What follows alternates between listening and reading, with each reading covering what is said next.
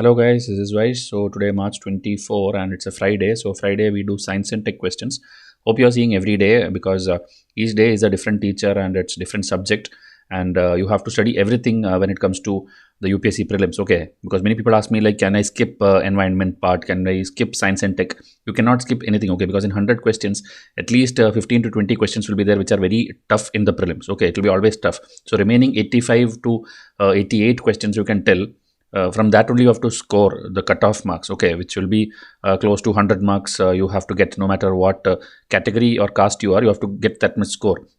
So at least 50 questions you have to make it correct out of the 80-85 means you have to learn every subject. Okay, so if you are new to this preparation, please WhatsApp me in this number and we'll take care. Okay, like whatever you need, your foundation, basics, everything, we will take care. The number is given here, and then only then you should look the subjects, because I see many people jumping into textbooks without knowing what is the weightage, what is the marks, how to read a newspaper. They don't know anything and directly jump into textbook. That won't work.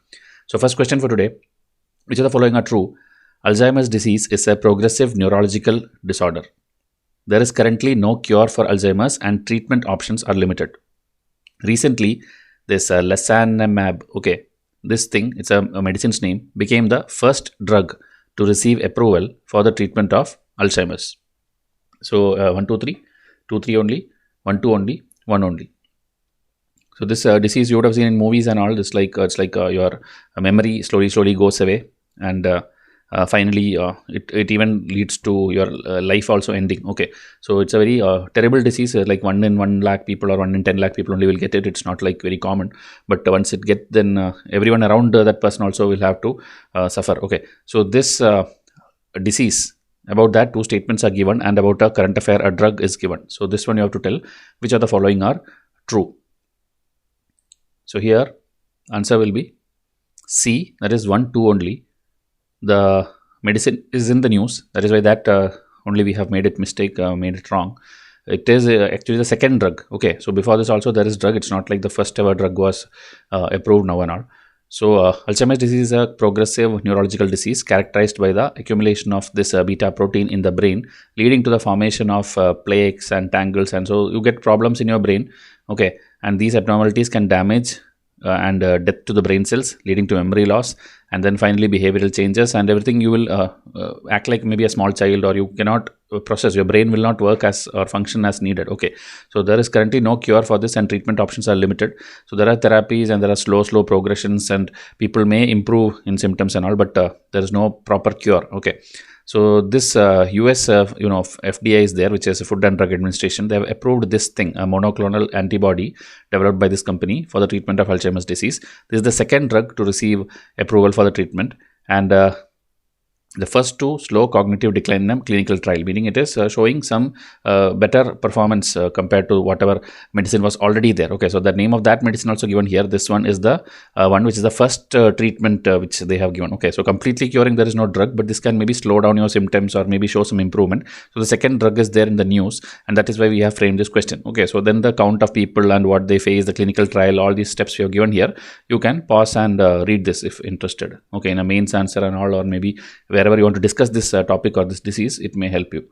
Now question number 2, National Science Day is observed on February 28. Okay, so why is it celebrated on exactly February 28?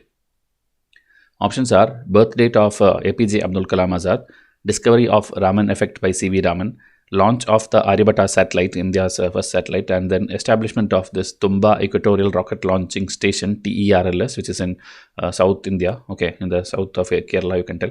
So here, I showed you the answer already. So here answer is B. Okay, so discovery of Raman effect by C.V. Raman. Most of you will know this already because it's not a very big like a current affair or something. It's a static thing which we all know. Okay, just because it is in news recently, February, the date was near, I put this question. Okay. So National Science Day is celebrated annually on February 28 to honor the discovery of Raman effect by Indian scientist C.V. Raman on the same date in 1928.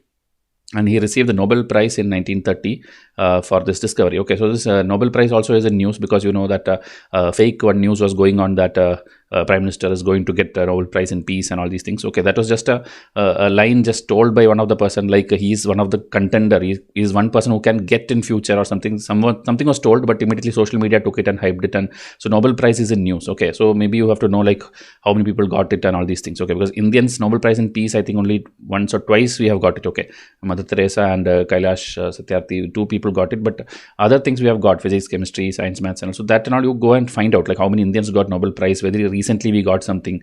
Is there any Nobel Prize which we Indians did not get it? Such things may be like UPSC will ask. Okay, UPSC is asking like last year sports question came. Before that some movie question came. They're asking strange 1 or 2 questions. So have a look at things which are in news. Okay. So National Science Day celebrated in India since 1986, and how it's celebrated like in schools, colleges, and all these things. In schools also National Science Day is there. So that kind of things are given here. Okay. So now again this year's theme was this thing, and it is like India is now having the presidency of G20 also this year. Okay. So this global kind of things you will hear everywhere, whatever we are doing, everywhere in the theme, the word global science, one family, one this thing, that kind of themes you will see in every kind of day which India is going to celebrate this year. Okay, so I'm planning to make a video series also on that, like different days are there, like February 28 is National Science Day, like February 27 will be something, February 26 will be something, like March 1 will be something. So that I'm collecting the data to present you in small short videos, so that soon we'll start it. Okay, maybe before your prelims itself I'll start it, and entire 365 days, each day is what its importance. I'll try to make a video series. Now question number 3, which of the following are false about tuberculosis research funding trends 2005 to 2021? Okay, like it's a report. So what is the thing which is statements we'll see. So it was released by World Health Organization and World Bank. According to the report, 2020 and 2021 did not witness a decline in spending for TB research and development. Okay, so 2 statement type questions. You have to know both the statements, only then you can answer. Okay. So one trick I always tell you, whenever reports or anything comes, okay, the founder, the origin, the author, that things UPSC will 99% give it wrong only. Okay, they will never give like a report and their author correctly. So this statement is wrong. Okay, and they are asking for which of the following are false. So one is false definitely. Okay. So the second one, this actually is true. Okay, so answer, final answer is also A or one only. This even this time, okay, did not witness a decline in spending, meaning people have been spending on the research which is needed for the tuberculosis thing. Okay, and this report is published by whom? It is by this Treatment Action Group, TAG, and the Stop TB Partnership. So this what is this thing? It is an independent activist and community-based research and policy think tank promoting racial, gender, and LGBTQ equality, social justice, liberation. So it's a think tank which works on all these things. They have published this report. So it is supporting this marginalized and vulnerable people affected by HIV, TB, HCV by ensuring all the actions needed. And latest report marks the 2nd year of including TB research. Okay. So they have been, last 2 years, they have been putting TB research spending thing also in the report. Okay, so there was no decline in spending for the TB research. This is the statement which we gave. In 2021, the funding for this thing has reached the $1 billion threshold for the first time. So it's actually increased too much. Okay, now in 2022, the Stop TB Partnership released the 2023-2030 Global Plan to end TB. Okay, so this is started by this particular partnership which we have. Okay, so now again details are given here. COVID-19 pandemic happened, and that time research would have, meaning people's focus would have a little bit shifted, okay, away from TB and other malaria and other things and all. But now everything is again back on track. Okay, so in Indian Express a very detailed article was there. That is why we made this question. Now question number 4, Space Tech Innovation Network SPIN seen in news was established by, okay, NASA and SpaceX, JAXA, that is Japan's thing, and Google, then ISRO and Social Alpha, ESA, that is European Unions, and Metaverse. So one space company and another you can tell a technology company is given. So which of the following established this thing, which is a SPIN, Space Tech Innovation Network? So here the answer will be C, ISRO, and Social Alpha. So it's an Indian thing, so you are expected to know this. Okay, now what is the Social Alpha? It is a multi-stage innovation, curation, and venture development platform supporting activities concerning science and technology. It supports innovators and entrepreneurs who are involved in the creation of social, economic, environment impact to address India's developmental challenges.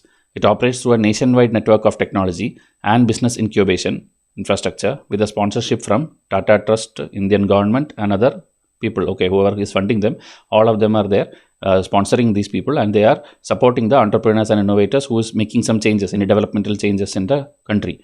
Now, SPIN is India's first dedicated platform for innovation, curation, and venture development of the country's rapidly growing space entrepreneurial ecosystem. Okay, so a space-related innovation network or platform where you can do these new innovations and put it there.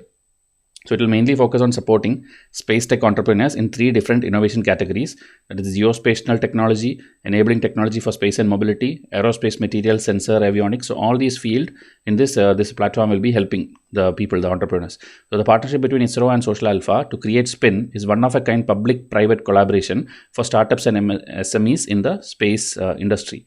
It is expected to play a pivotal role in providing more stimulus to India's recent space reform policies. Okay, you will know many new privatization of space things have been happening. So many more players are coming in Bangalore, Hyderabad and all. Many startups are there and they are also going to send satellites and everything to space. Okay, like we have, in USA, it's not just NASA. We have the SpaceX also under Elon Musk. So half of NASA's workload is gone there. So same like that in India also, we are trying to have private players who can design satellites, who can even in future launch the satellites also. So that level of things are going on. So this SPIN is also a part of that reform policy.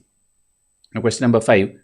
These 3 things which are scientific names, okay, Mesotropis pelicia, Fritillaria cirosa, and Dactylorhiza hatagria. Okay, whatever it pronounces, these 3 things were in news. So what is it related to or referring to? Fungus found in the Western Ghats, invasive species found in Meghalaya, flowering species found in Thar Desert, medicinal plants found in Himalayas. Okay, so 4 different locations and 4 different things we have given, and this is exactly how UPSC will ask. Okay, they'll give something and they will ask what is it? Is it a helicopter? Is it a drone? Is it any technological thing? They'll keep asking this always. Every year 2 questions are there in this format. Okay, so only those who read the newspapers or read a proper current affair magazines like Vysh IAS, such people can easily clear it. Others will have to take a wrong option and then you will get minus 0.66 and later you will wonder like how did not reach the cutoff. Okay.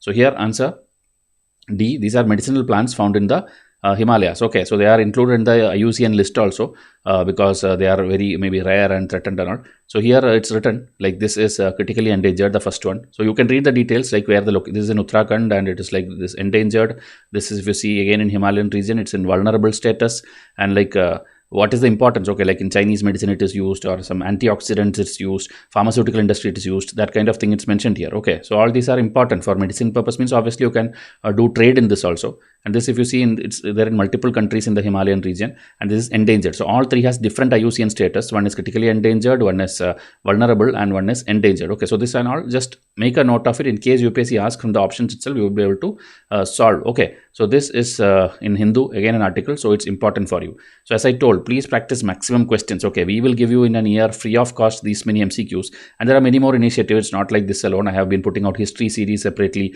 I've been putting out economics important questions separately, even topics explained separately. But still, if you enroll to a good test series, okay, if it's not Vysh IAS, go and join anywhere which you believe are giving you quality questions.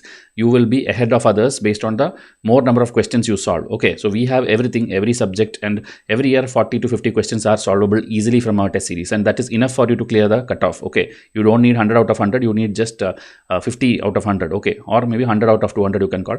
That is the cutoff for prelims. So please see to it that you are learning from the right source, and if you need separate packages of subjects also, it's available, and you can message us in WhatsApp for enrolling to the same thing. Okay, so tomorrow the next episode will come. Thank you and have a nice day.